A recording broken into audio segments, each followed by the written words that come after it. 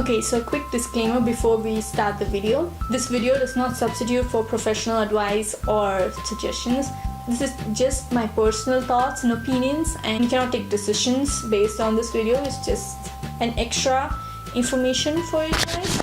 Giving me disclaimer first up, this is not professional advice or suggestions or anything. Okay, thank you.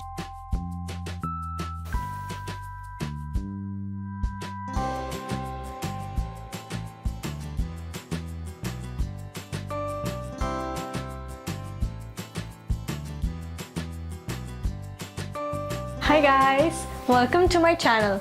Today's episode of It's My Turn, I'm going to be talking about my recent LASIK surgery. That's right, I recently went through the laser eye correction surgery, and I thought I'd just share my experience with all of you just to sort of clear things up and to help other people who are considering LASIKs, just so they get to know exactly what the process is and what they're going to go through. Okay, so let's get started. I'm gonna start with a brief history about my eyesight. I started to use glasses when I was around 12 or 13 years old, and I continued them up till I was 17 when I switched over to contact lens. And I've been using those for the past 7 years. My eyesight power is -3.5 and -2.5, different eyes obviously. And that is the spherical power, and I also have astigmatism, which means I have cylindrical power as well, and that is -0.75 and -1.25 on my left eye. So myopic and astigmatism. Around 2 to 3 years back, I considered getting the LASIK procedure done. So I decided to read up about it, and so I took up this brochure at the eye clinic I used to go to for my annual checkups, and I was just reading through it, and I'm like, oh my god, they actually cut open your eyes. I thought it's just going to be like laser beamed into your eye and then it's all done, but then I read about it, and they actually cut open a flap on your, like 2 layers of your cornea, eyeball, I don't know, whatever. So they cut open a flap on your eyeball, and then they beam the laser through it, and then they close the flap back. But that just freaked me out so much. I was like, yeah, right, no thank you, I'm good with glasses and contact lens. And so then I just decided, you know what, I'm not gonna get it done ever, because just the thought of someone cutting open my eyes just totally freaked me out. And I was like, no thanks. But then about a year back, one of my friends from school got LASIK done, and then just seeing how normal she was, and you know, just how cool it was for her, I decided I was gonna get it done as well. Seeing her after her surgery being so normal and confident, and you know, just so chilled about the whole thing, made me realize that, you know what, okay, maybe it's not so scary, and maybe I can and I will go ahead with it. So I did, and I finally got it done this year, last week. Okay, so I got it done at this place called the Eye Foundation in Balandur. That's not where I used to go for my general annual eye checkups or anything, but then the place I did used to go to, they were not very nice in giving me the information, things like that, so that just really put me off, and I'm like, I'm not gonna get anything done by you anymore. And so then one of my aunt's relatives recommended a doctor, and he recommended this place, so I decided to go check it out. So I went there, and then they did a normal vision check, and then they scanned my eyes to check if it was okay for LASIK. First, a machine that checks the curvature of your eye and the thickness of your cornea and all that, which is required to decide if your eye is eligible for a LASIK procedure. So they checked all that, and then they also checked my retina to make sure there's nothing wrong with that and it's okay for LASIK. And then they talked to me about the different kinds of procedures they have. So the Eye Foundation as an institute has 3 procedures, but one of them is not available in Bangalore, where I got it done. I'm going to talk about the other 2, which is available here. So the basic laser procedure for both the processes are same. They use the same laser machine, it's the same laser technology, everything is absolutely the same. The only difference is the method of creating the flap. One of the method is using a surgical blade, and the other is using laser again.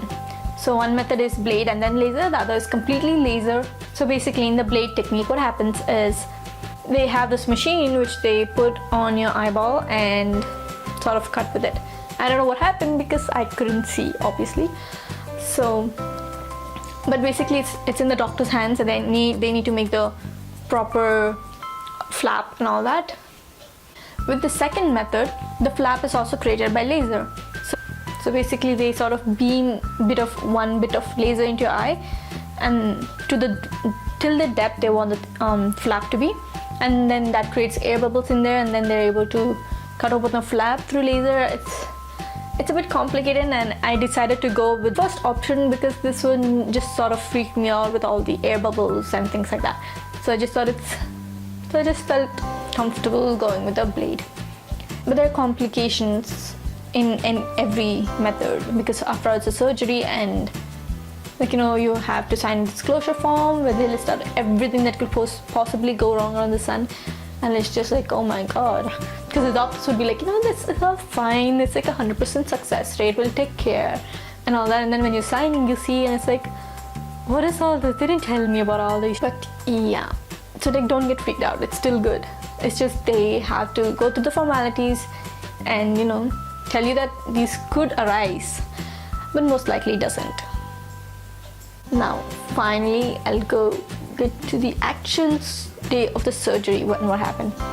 So after I got the scan done and I decided to get my surgery done at that eye foundation, I booked the appointment for next week on a Friday afternoon, so that it's just easier to recover over Saturday and Sunday, and you're pretty much back to normal by Monday, with some restrictions and aftercare that is required.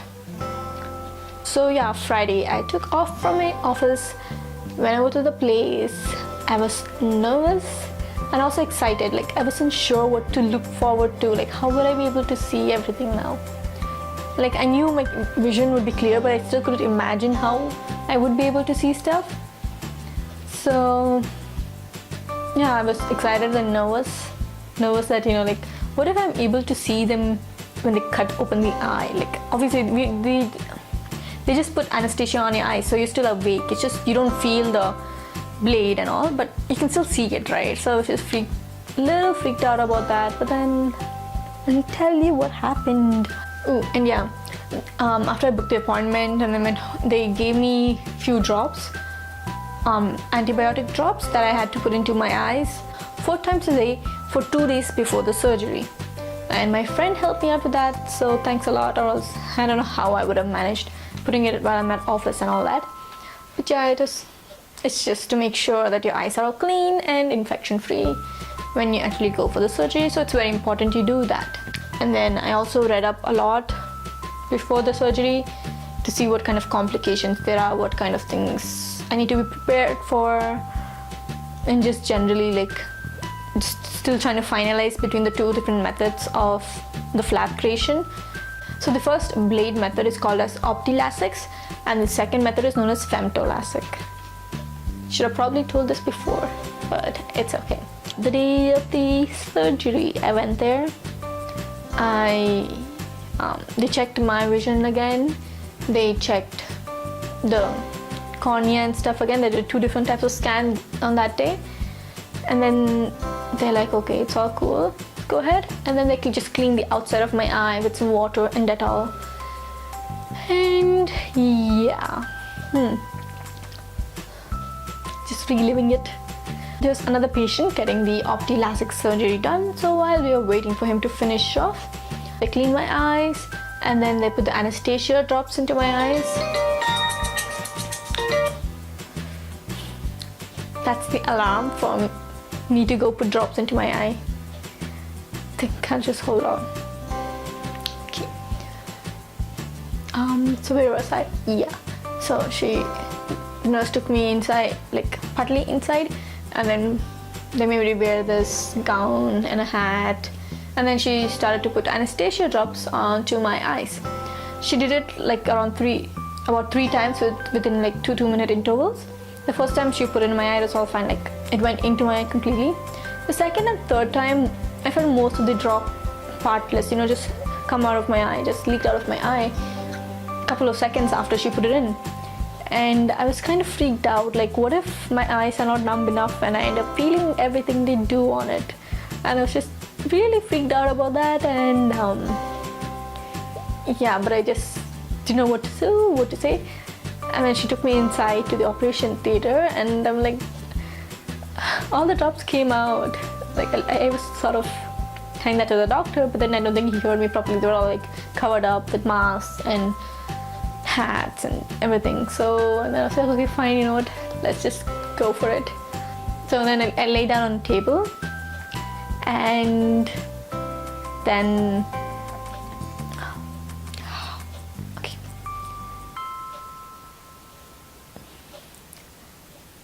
I lay down on the table, and they're just like talking to me throughout the procedure, telling me what they're gonna do, and just asking me to be, you know, stable and not move, because it's really important that you're cooperative and don't move your eyes when they're doing things. Else, I mean, come on, you can imagine that's just dangerous, right?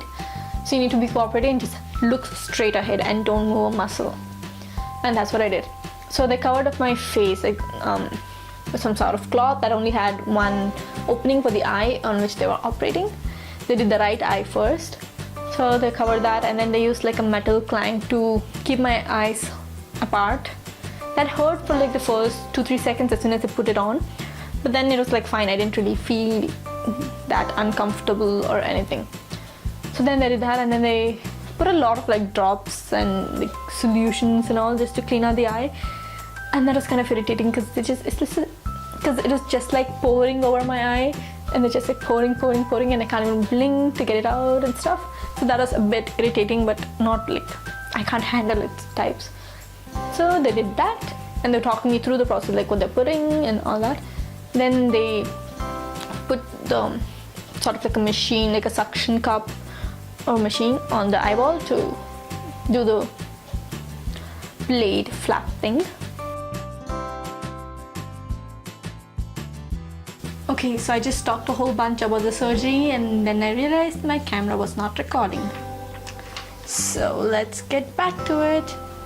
So it might seem like a recap, but yeah, I'm going to start from the point where they put the suction cup on my eyes. Yeah, so they put the suction cup on my right eye to make sure it's stable and steady and they can do the cut.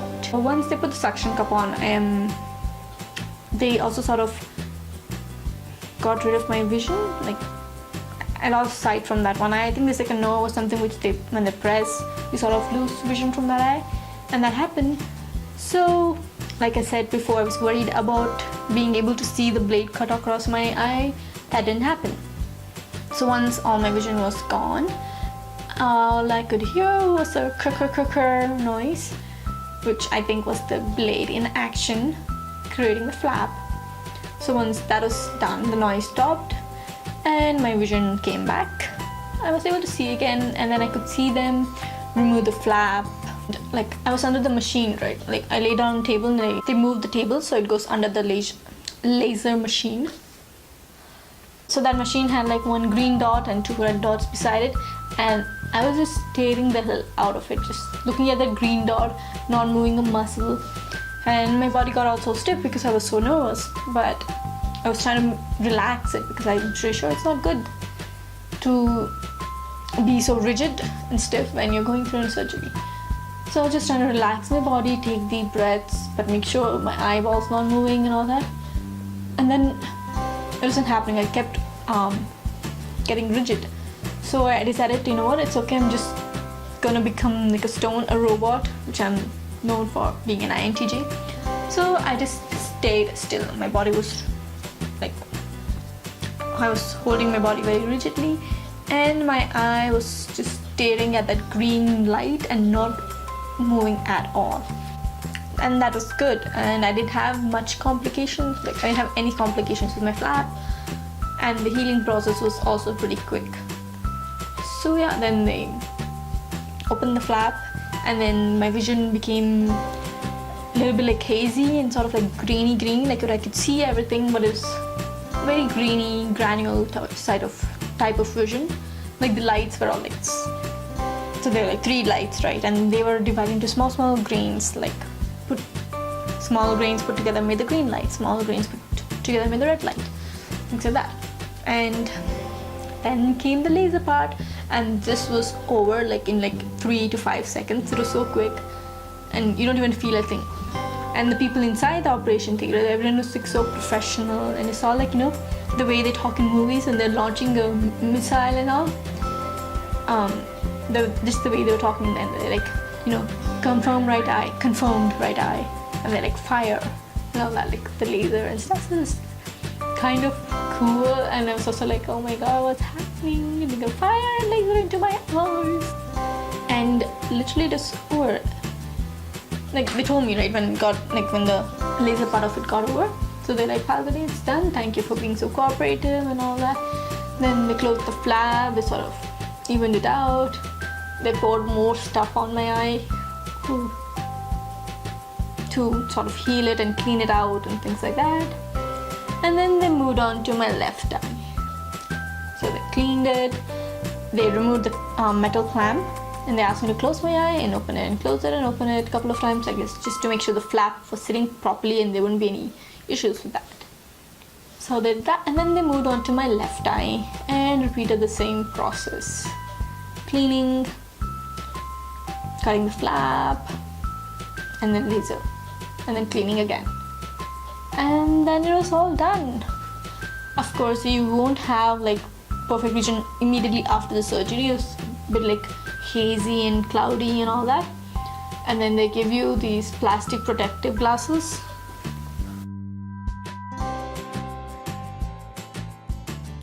Just to make sure this like dust and stuff doesn't get into your eye, because it's still healing and susceptible to infections and any other sort of damage.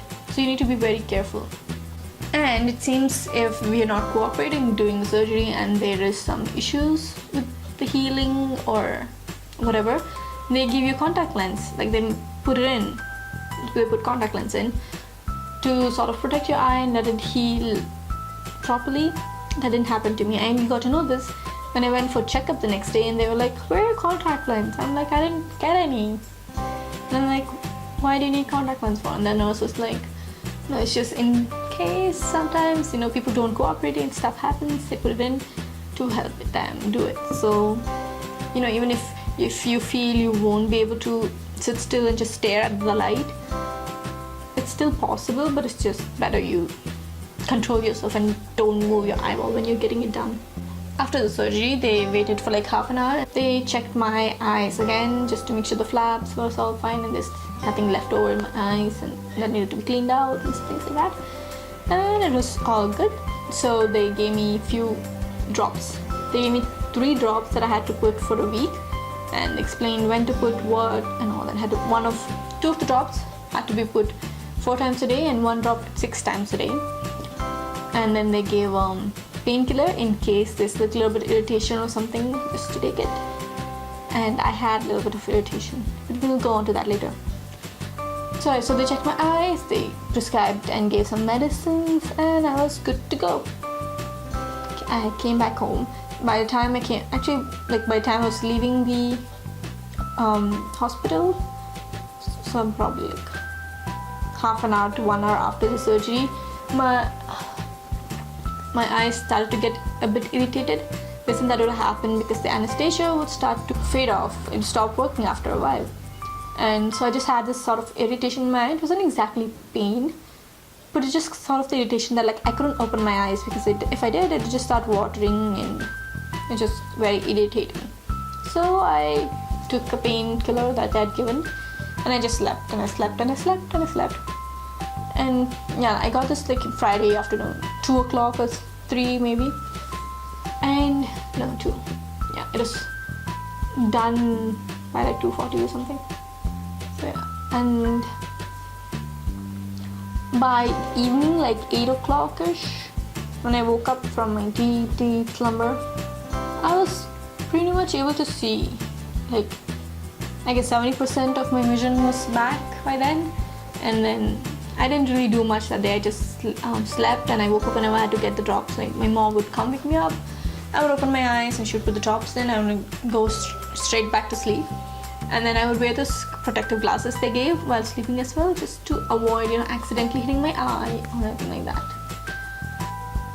And so yeah, so I just slept that whole day, and then I had to cook dinner and then went back to sleep.